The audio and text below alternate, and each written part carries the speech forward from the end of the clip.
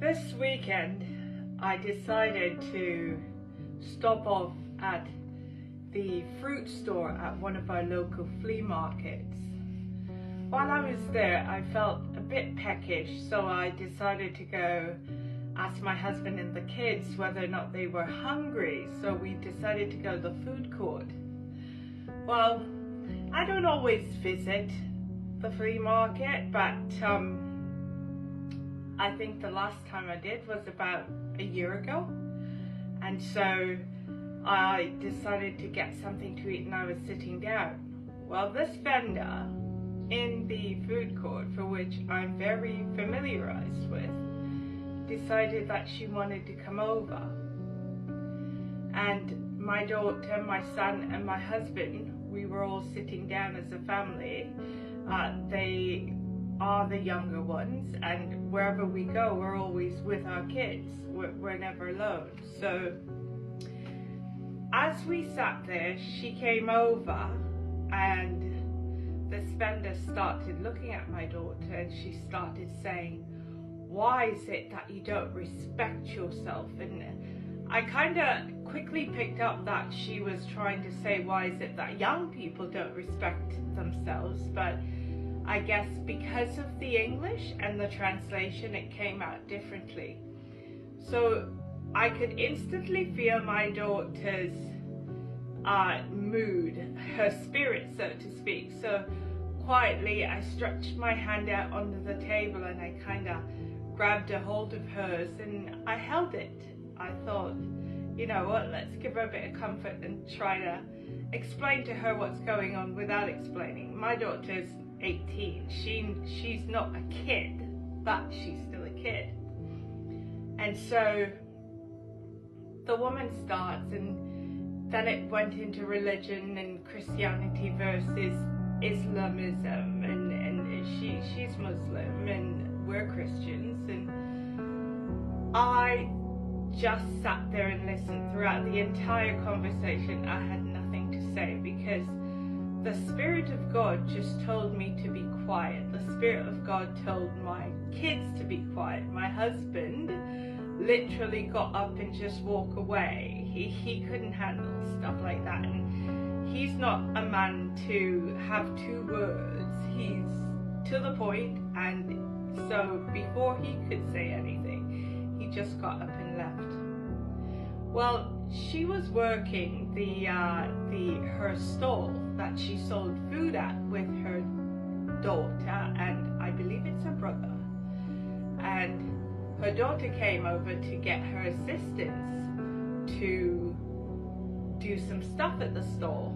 At the same time, my son wanted some water, so I had some extra change and I took it out. I didn't know how much it was, but I just brought out a whole bunch of change from my pockets and gave it to him. He went and got the water, and I was literally saying, now let's go, let's get out of here. And we were halfway out the food court when she grabbed a hold of us again and like, come back, come back.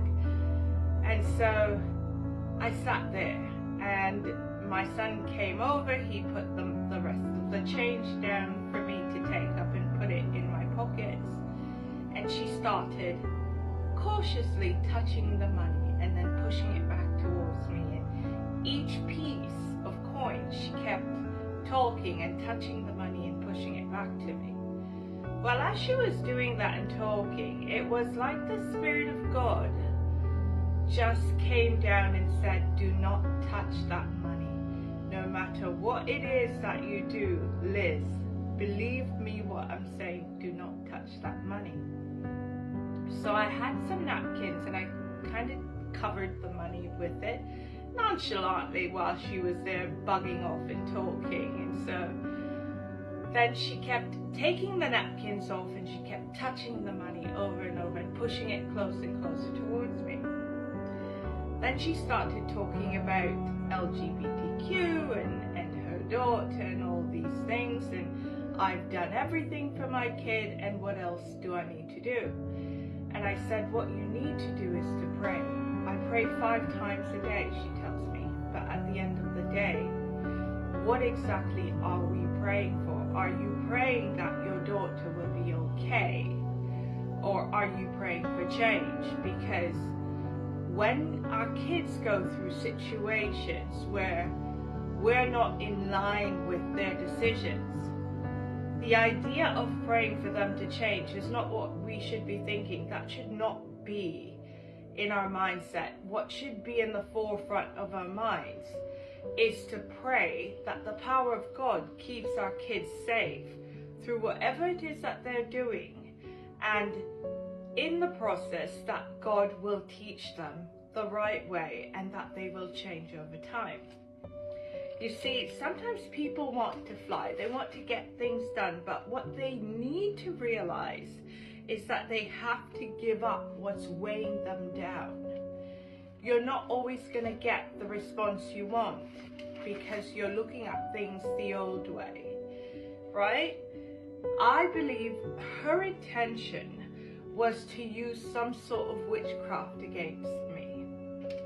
But through God's grace and through his mercy and his gift of discernment towards me, I believe that she soon realized that the trap that she wanted to set for me was for herself, because in the end, I got up, I've got to go. She says, take the money. I said, no, I'm not going to take the money. Let it be for the person who cleans up. You know, they really do a good job here. And she's insisting, take the money. She pushes the money practically in my lap. And I said, no, I wouldn't touch the money. In fact, I got up and kind of dodged it. And she's like, oh, the person who cleans, she's not around right now. Take the money. You can give it to her later. I said, no, I'm going home. I will not see her. Let the money stay. Well, somebody's going to take the money. I go, then if they take the money, that's because they need it. But at the end of the day, I would not touch that money. In life, when God speaks to you, you've got to always learn to trust what is being told to you. In other words, trust your instincts. These instincts, I believe, is an absolute powerful message from God that wakes up the very soul inside of you. That's how you know your gift of discernment is working. I always say the God behind us is stronger than any enemy in front of us. Remember that. I hope that this message meets and greets the ones that need it the most. We'll talk again soon. Bye for now.